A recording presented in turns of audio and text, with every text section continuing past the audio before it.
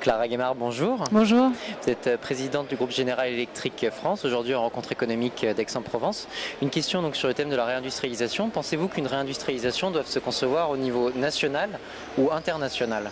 Elle doit se concevoir en fonction de qu'est-ce qui vont être les secteurs et les technologies d'avenir. Et comment en France on peut avoir des écosystèmes qui sont porteurs. Si vous prenez l'exemple de l'aéronautique, on a un écosystème qui fonctionne bien, dans l'énergie aussi, dans la santé aussi. Et ça se fait avec des acteurs qui sont locaux, des PME, mais aussi des grandes entreprises françaises ou internationales, des centres de recherche en France ou à l'étranger.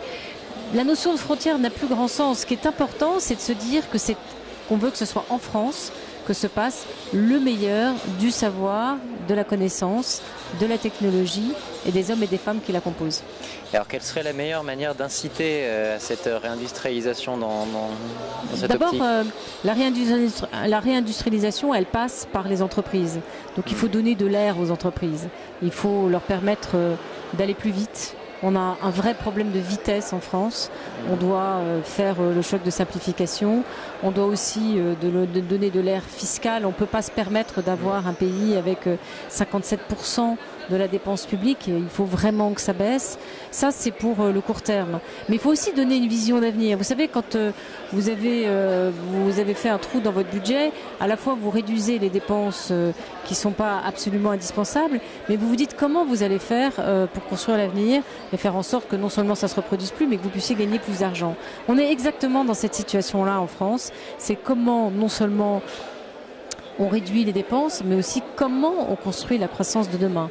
Et il y a beaucoup de facteurs positifs en France, puisqu'on a dans les grands secteurs, vous prenez les transports, la santé, l'énergie, des écosystèmes et des compréhensions des mondes politiques, industriels et du consommateur, avec des mécanismes de gouvernance qui ne sont pas forcément parfaits, mais qui au moins existent, qui peuvent nous permettre de créer ces futurs écosystèmes de demain.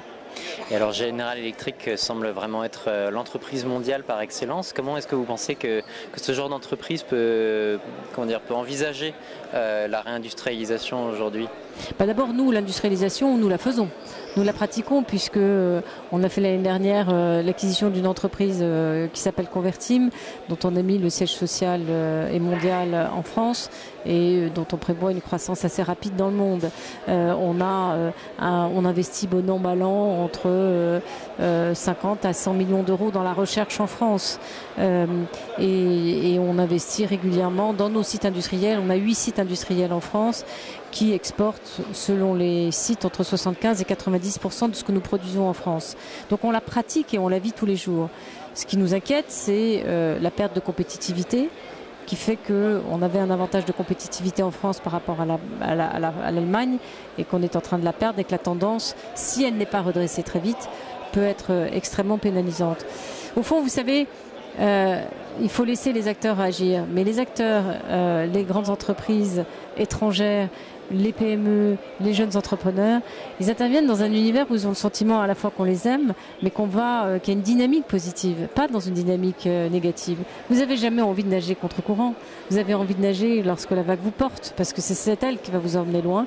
C'est cette vague-là dont on a besoin. Clara Guémard, je vous remercie.